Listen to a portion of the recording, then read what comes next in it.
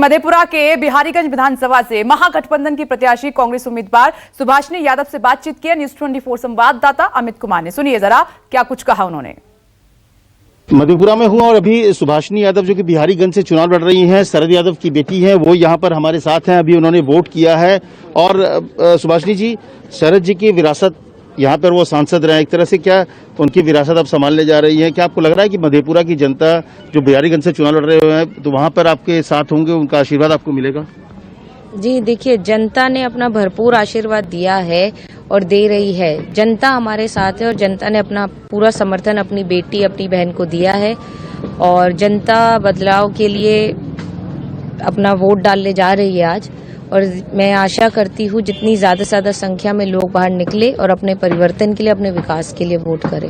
JDU के साथी थे शरद जी हमेशा, और अब नहीं है, आप कांग्रेस से चुनाव लड़ रही हैं। कांग्रेस से चुनाव इसलिए लड़ रहे क्योंकि महागठबंधन बनाने में हमारे पिताजी का 2015 में एक बहुत बड़ा योगदान रहा है और कांग्रेस उसका एक बहुत बड़ा घटक दल रहा है। नीतीश कुमार ने चुनाव से पहले एक तरह का इमोशनल कार्ड कहा, उन्होंने कहा दिया कि आखिरी चुनाव है, अब दोबारा चुनाव नहीं लड़ेंगे।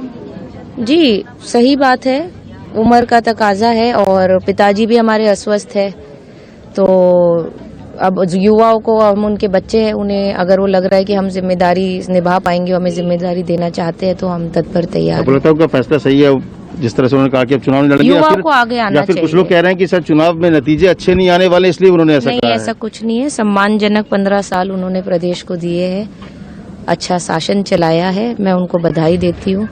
पर अब युवाओं को मौका मिलने जा रहा है, अपना आशीर्वाद दे वो।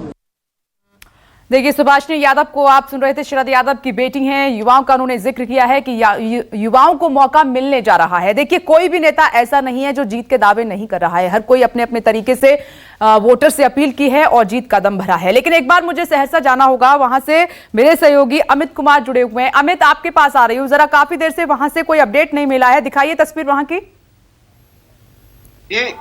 मैं बताऊं आपको, इस समय हम सहरसा बस्ती के उर्दू मध्य विद्यालय में खड़े हैं और सुबह से ही यहाँ पर वोटरों में काफी उत्साह देखा जा रहा है। आप साफ तौर पर तस्वीर में देख सकते हैं किस तरह से लोग, लंबी कतार लोगों की देखी जा रही है। जी ठीक है, मैं लौटूंगी आपके पास। अमित कुमार, देखिए सोशल डिस्टेंसिंग तो वहां पर नहीं है, लेकिन कुछ जो वोटर्स दिखाई दे रहे हैं उनके चेहरे पर मास्क जरूर नजर आ रहा है। सौरभ, एक बार आपके पास भी आ रही हूं। देखिए, यहां पर दिलचस्प फाइट देखने को मिल रही है और आपने जो वोटर्स हैं उनसे भी बातचीत की थी, यानी कि इस बार नेताओं ने कुछ भी कहा हो लेकिन मुद्दों के आधार पर वोट डाल रहे हैं वोटर्स। दोबारा रिपीट में दिखाया जाएगा क्या? जी बिल्कुल, मैं लगातार लोगों से बात कर रहा हूं और उनका यह भी कहना है कि जो मुद्दे हैं उसी के आधार पर हम अपना वोट कर रहे हैं। और इस बार अगर उनकी माने तो जाति के आधार पर बिहार में वोटिंग होती थी, वह इस बार नहीं हो पा रही है।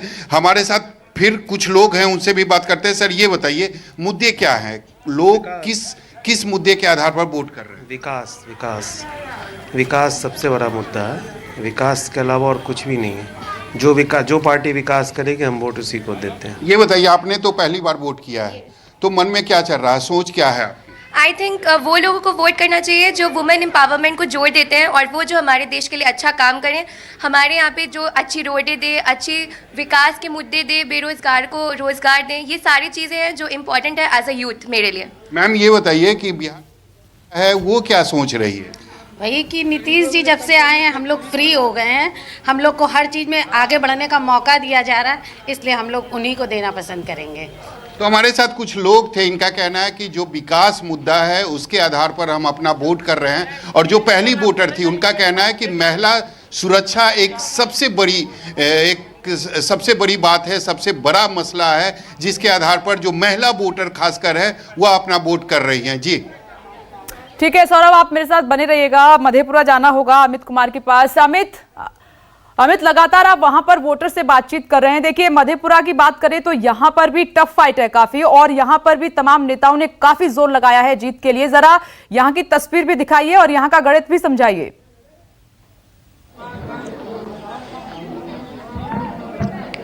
जी देखिए, मधेपुरा जो है, जैसे जिस तरह से एक कहावत भी चलती है कि रोम का पोप जो है वो रोम का, और जो गोप है वो मधेपुरा का। तो बहुत ही जबरदस्त यहाँ पे बात है, पूरे यादव बेल्ट है और एक तरह से आप कह सकते हैं कि यहाँ की जो राजनीति है वो यादव के इर्द गिर्द ही रही। यहाँ पे जो 4 सीट है, हालांकि उसमें 3 सीट पूरी तरह से जेडीयू के पक्ष में थी जब पिछले बार महागठबंधन में चुनाव लड़े थे, और ये जो मधेपुरा की सीट है वो आरजेडी के पास थी। तो अभी देखिए धीरे धीरे लोग लगातार आ रहे हैं, क्योंकि बूथ को बांटा गया है कोविड की वजह से। 7 जो पहले यहाँ पे 3 बूथ हुआ करता था उसे 7 बूथ में कर दिया गया है, जिसके बावजूद महिलाएं बड़ी संख्या में घर से बाहर निकलकर वोट कर रही हैं। पिछले बार भी देखा जाए तो महिलाओं की तादाद ज्यादा थी, तो इस बार भी महिलाएं हैं, लेकिन मुकाबला बहुत ही दिलचस्प है। खुद नीतीश कुमार ने 2 दिन यहाँ कैंप किया था, मधेपुरा में कैंप किया था, और जैसा सुकेश भी बता रहे थे कि कोसी के इलाके में तो पहले भी उन्होंने जिस तरह से बाढ़ पीड़ित इलाकों में मदद की, और जो उनका वोट बैंक है, बड़ा जो ट्रेडिशनल वोट बैंक है वो यही है। तो ऐसे में उनको पूरी उम्मीद है कि पिछले बार की तरह इस बार भी जेडीयू के पक्ष में होंगे, क्योंकि 12-12 उनके मंत्री की किस्मत दांव पे लगी हुई है, और जेडीयू ने करीब 20 सीट पाई थी यहाँ पे। बिल्कुल, तो ऐसे में बहुत उम्मीद है और इसलिए बहुत ही नजदीकी मुकाबला है। लेकिन जो यहाँ पर समीकरण है वो यही बता रहा है कि सीधा सीधा मुकाबला महागठबंधन और यहाँ पर जो एनडीए है। हालांकि शहरी इलाके में पप्पू यादव अभी लड़ रहे हैं चुनाव मधेपुरा से, और उम्मीद की जा रही कि अगर वो यादवों का वोट अगर ठीक ठाक काट लेते हैं, ले लेते हैं, जीतने की उम्मीद तो नहीं है, लेकिन उसका खामियाजा उठाना पड़ सकता है आरजेडी को। तो कुल मिला के देखिए तो मधेपुरा का जो इलाका है ये बहुत ही महत्वपूर्ण इलाका, और ये पूरा जो सीमांचल और जो कोसी का इलाका है उस लिहाज से गढ़ आप कह सकते हैं कि जेडीयू का है, एनडीए का है। जी ठीक है अमित, आप मेरे साथ बने रहिएगा। सुकेश, मैं मधेपुरा के बारे में जरूर आपसे समझना चाहूंगी कि मधेपुरा हमेशा सुर्खियों में रहा और यहाँ से बड़े बड़े नेताओं ने जीत दर्ज की है, जरा इसके बारे में बताइए। नहीं, जो अमित कह रहे थे मैं उसको ठीक कर देता हूँ। वो पुरानी कहावत है, रोम पोप का मधेपुरा गोप का। जी, उसका मतलब यह है कि यादवों की बहुलता रही है, वो यादव सेंट्रिक राजनीति वहां होती रही है, और इसलिए वो एक जमाने में आरजेडी का गढ़ हुआ करता था। लेकिन जब उन्होंने बताया आपको कि 3 सीटें जेडीयू के पास है, 1 सीट आरजेडी के पास है अभी, तो वो ये बताता है कि पिछले कुछ समय में जिस तरीके से जेडीयू ने वहां की राजनीति की है। नहीं, मैं यहाँ पे छोटा सा करेक्शन आपसे चाहूंगी कि 2015 में 4 सीटें आरजेडी ने जीती थी या 3? जो उन्होंने कहा, मैं एग्जैक्ट फिगर मुझे नहीं मालूम, फिगर मैं देख पा रही हूँ कि यहाँ पे 4 सीटें आरजेडी के पास है, जेडीयू के पास 8 हैं, जबकि 1 बीजेपी ने जीती। नहीं, वो उस इलाके की बात कर रहे हैं, वो शहरी क्षेत्र और उसके आसपास के इलाके की बात कर रहे हैं। तो मतलब आप ये समझिए कि जेडीयू का प्रेजेंस उस इलाके में बहुत बढ़ गया। जेडीयू एक जमाने में वो उतनी पावरफुल नहीं हुआ करती थी। 2005 के बाद जब नीतीश कुमार सत्ता में आए तो इस इलाके में अच्छी खासी उन्होंने इस इलाके में तरजीह दी, पार्टी को फैलाया, पार्टी को बड़ा किया और ईबीसी वोटर को अपने पास रखा। तो इस वजह से उनका स्ट्रेंथ इस इलाके में काफी बढ़ गया है। अब देखिए इस पूरे इलाके में पूरे अगर 78 सीटों की बात करूं, 78 और कम से कम कोसी और सीमांचल क्षेत्र की बात करूं तो उसमें एक पप्पू यादव, राइट, क्या वो स्पॉइलर की भूमिका में है? ओवैसी, क्या वो स्पॉइलर की भूमिका में है? एक अगर यादव वोट को स्पॉइल कर रहे हैं तो दूसरे मुस्लिम वोट को स्पॉइल कर रहे हैं। क्या ये तेजस्वी यादव के प्रोस्पेक्ट्स को धूमिल कर रही है?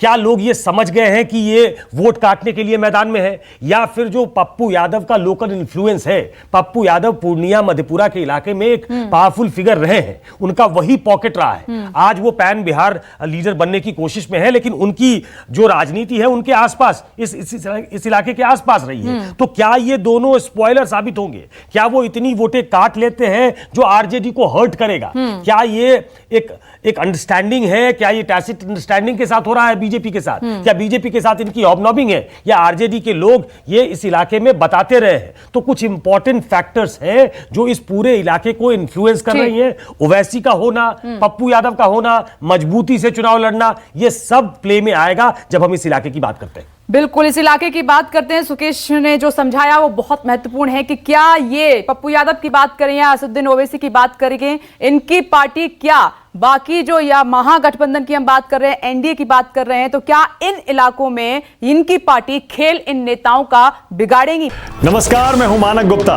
अगर आपको हमारा ये वीडियो पसंद आया हो तो इसे लाइक और शेयर जरूर करें, और हाँ, हमें सब्सक्राइब और फॉलो करना ना भूलें ताकि आप देश और दुनिया की कोई खबर मिस ना करें। तो जुड़े रहिए हमारे साथ और देखते रहिए न्यूज़ 24।